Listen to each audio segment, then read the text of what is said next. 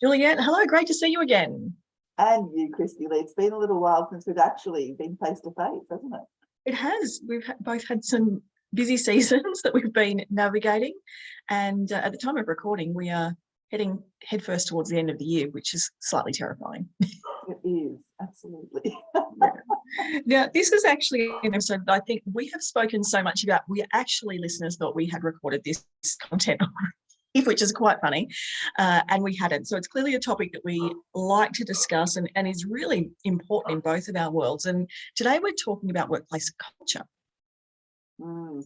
I think it's a biggie. And as you say, I think because it weaves through all of our conversations, we have felt like we've talked about it a lot. So, but I think it's one we should talk about because I suspect whilst we talk about it a lot, for so many people, it's one of those things that doesn't get talked about, and it sort of gets put in the too hard basket quite often, I think. Do you find that?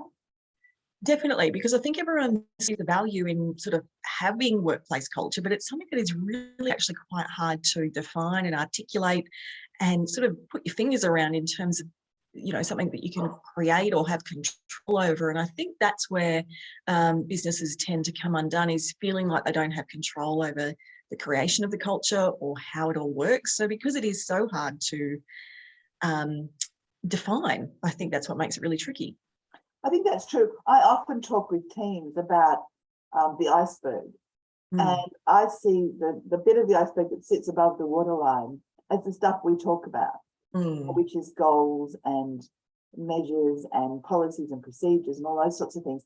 But the big part of the iceberg that sits below the waterline, to me, is the culture. It's the way we actually do things, isn't it? Yeah. And I think what really makes me laugh sometimes is businesses that have things like their values or their culture written on the wall, like it's something they're really proud of, but the behaviours and what's really going on, like you said, under that iceberg, not at all reflective of the words they're using. Yeah, I think that's so true. And I think also for particularly smaller organisations, and if you've set up your own business, you might never have gone through the talking about your values. You're probably focused very much on the doing and on the goals and where we're heading and how we're going to get there and how we're going to measure that. And I think it's really common to not have actually thought about values. You just know in your head that there's a couple of things that are how you like things to work, but they're often not articulated. And I think that's definitely. Yeah, and I think when it's your own business, it's just your values that are coming across, and they're not something you necessarily articulate to anyone any of the time. So it can be a bit of a challenge to actually put those into language. I think that's true. I mean, having said that, I've worked in large organisations where I have literally walked down the hall with values posters stuck on the wall and walked into the room and said, "Great, tell me about your values." And everybody sat there and went, well, I think one of them is integrity. I'm not sure, so you can do the other side of that and put them out there. But if you're not talking about them engaging with what they mean, they're meaningless anyway, aren't they, really? Absolutely useless. Exactly right. And I think one of the other traps that I see businesses fall into is thinking that, and we'll sort of piece this all together for listeners in a moment as to why we're talking about values and what it has to do with culture, but thinking that values are something that your team should define on your behalf. And it's, your team are going to change. So if they're defining the values, how are you going to have any consistency when it comes to that? So that's an important factor as well, that values do have to come from the top, from the very top of the leadership.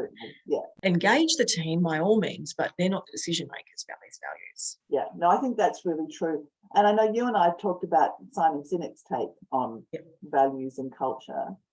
I think it is really, I mean, this is the thing, isn't it? As leaders, we need to define the values, but we then need to talk with our teams about what that means for how we behave. Yes. Because really, those values are only meaningful if they're translated into behaviour. Exactly. And to loop that together for the listeners, essentially to create culture, you're combining values and behaviours. So you're getting really clear on what your values are.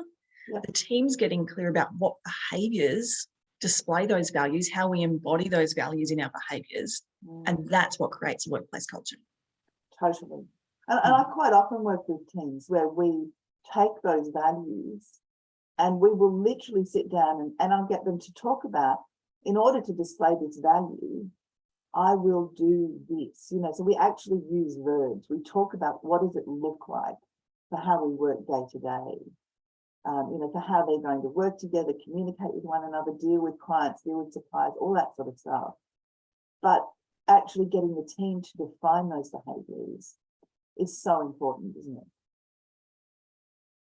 Oh, sorry, Sorry, I'm myself because, and I'll be honest with the listeners here, a garbage truck is driving past as we're recording. There's no way I'm going to get that noise out of the recording. So I've got a new puppy and I can hear it barking from time to time. Yeah. Dog, so. That's the reality of real life recording and live recording. Yeah. So that's absolutely true. We've got to get the team involved in those behaviours and to have the team keep each other accountable, I think, for those behaviours as well. Yes, yeah. And I think this is where, and I know I'm sure we have talked about this in a previous episode, about including behaviours in performance management, in KPIs, in talking about the behaviours you expect of team members and measuring them against that is a really important part of leading people. And this is what sustains your culture, really, isn't it? It's this idea that the way we behave with one another is part of the way we measure and manage.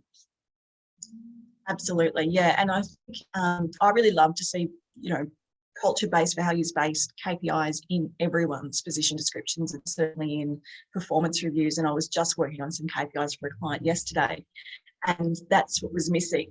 They had some, measurable stuff around, all the task-based work.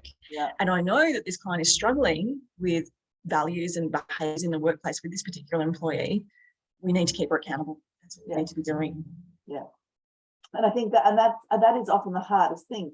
But if we can articulate the behaviours that come from the values, then we have something that we can use to have those conversations. And I know we've talked about team charters before.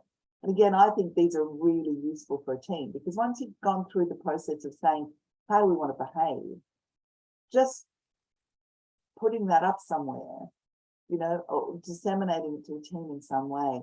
And I often do it as that above the line, below the line behaviours. Yes. So above the line are the behaviours we want, how we want to be with one another. But below the line is the stuff we don't want. And I think it makes it so much easier for people to hold one another accountable in a team if you come up with something like a team charter. So that when people are behaving badly, it's not just the leader that's saying, this is not how we behave in this team. It's the team saying, we agreed that we wouldn't do that. That's below the line. And I think that it makes it so much easier for teammates to hold one another accountable. The strongest cultures that I've seen are where team members are keeping each other accountable, and this above the line, below the line language is one I see used really commonly because it's so easy to implement. And for it's not language that's difficult for anyone to understand. And when you're defining as a team what it means to be above the line, what it means to be below the line, just calling someone out and saying, I think that's a little below the line is simple, and it builds that level of trust in instilling the culture. Yeah, and I think it's really powerful, because being held accountable by your peers is, I think, often more powerful than being held accountable by your leader. Absolutely. Yeah, that's so true. People don't want to let their teammates down. Yes, yeah. And it's all part of that bigger picture of, wanting to be part of something bigger, isn't it, too? Wanting to belong somewhere. And when our teammates are telling us, you're not, behaving the way we are all wanting to behave, there's that thing about, well, do I belong? And if I want to belong, I actually need to lift my game or behave differently. Yeah, that's exactly right. And I think another way that I've seen culture get really baked in a successful way is businesses that are including discussions around values and behaviours in their weekly or regular team meetings as well. So I've got members of People Powered HR, for example, that in each month, I think they do monthly meetings, they talk about one of their values and just have an open discussion about what does that mean to us? Everyone gets to chime in. Have we seen that show up at work in the last month?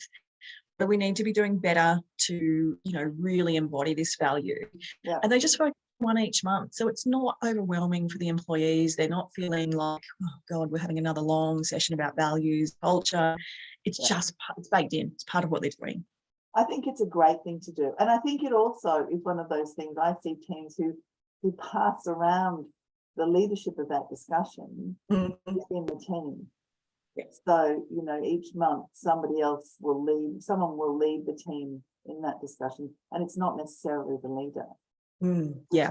Everybody involved in different ways too. Yeah. But I think that's it. I think this is not something you just do and file away and tick the box. No, you have to constantly be having the discussions, refine what it means, just keeping it front of mind for everyone, because we get so busy in doing all the things that if we don't have that lens on, we might approach things differently, or we might slip in terms of how we're approaching things. So it does need to be consistent. And I think one of the things I see being a big challenge is actually upholding those boundaries in terms of what we've is how we're going to display these values and what our team culture is all about. And one of my favourite quotes is that you get what you demand and you encourage what you tolerate. And that piece is one that I think is one of the biggest challenges I see business owners and leaders make, is they tolerate too much and they don't speak up at the beginning or have that conversation early. And then, of course, it's a slippery slope, isn't it? People just push and push and push further. Yeah. And I think also it becomes harder and harder to say anything because you put up with things and they're all a bit too small and you didn't feel like you could say, or you could, or you should say something. And so by the time you do, you're probably really frustrated. The person's saying, but I've been doing this for 6 months. I don't understand why suddenly today it's a problem. Exactly. So it creates all sorts of challenges, I think. I mean, having said that, I think boundaries are really tricky because often, as we've said in the past, you don't often know where the boundaries are until they're crossed or pushed in some way. That can be really hard. But I think you're right.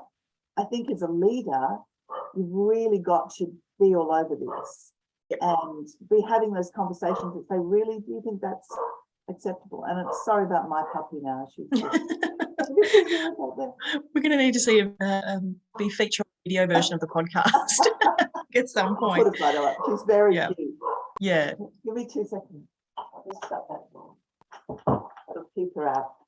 Yes, I do. I think that constant vigilance thing is really important, and just open communication, and that asking questions. You know, because we're all, I think, at the moment, particularly coming and getting life back to normal. Things are busy because often there's not enough people to do everything that needs to be done. There's a lot of expectation on people, and I think really, it's really easy to drop the ball, and it's really easy for people to slip in terms of behaviour. And I think just being able to have those conversations and being curious about it, and just being able to say, look, normally you're fantastic at this, or, you know, in the way you do that. And I just noticed things aren't working, you know, is there something going on? Just being curious and asking questions and giving people a chance to come back, I think, is pretty important at the moment too. Because they then know you're watching, they know what's important because you're telling them you have expectations around agreed behaviours. Are you seeing that? Yeah, I'm seeing everyone a little tired, a little fragile, a bit burnt out, and just struggling to get through, often workload or, as you said, resourcing issues, and things will slip. Absolutely. None of us are going to show up as our best when we're in that, you know, almost burnout stage. So definitely having those curious conversations, understanding where they're actually at and how we can support them in that, and just reminding them, this is, you know, this is what we've agreed, this is how we're doing things, and how can we support you to get you back on track with that? What do you need? Yeah, exactly. I think that's a big part of it. I think as leaders, and that just demonstrating that we're aware of what's going on. You know, we're not going to tolerate this. Yeah. And I think for us as leaders as well, when we're also feeling under the pump, it's being really conscious of our own behaviours and that we are showing up in the way that we would expect our team to show up and leading by example, because that's something I'm certainly seeing a lot of leaders being a little bit tired and over it. Time of the year, a whole range of things going on. Yeah. And when I'll say to the team, why aren't you doing that?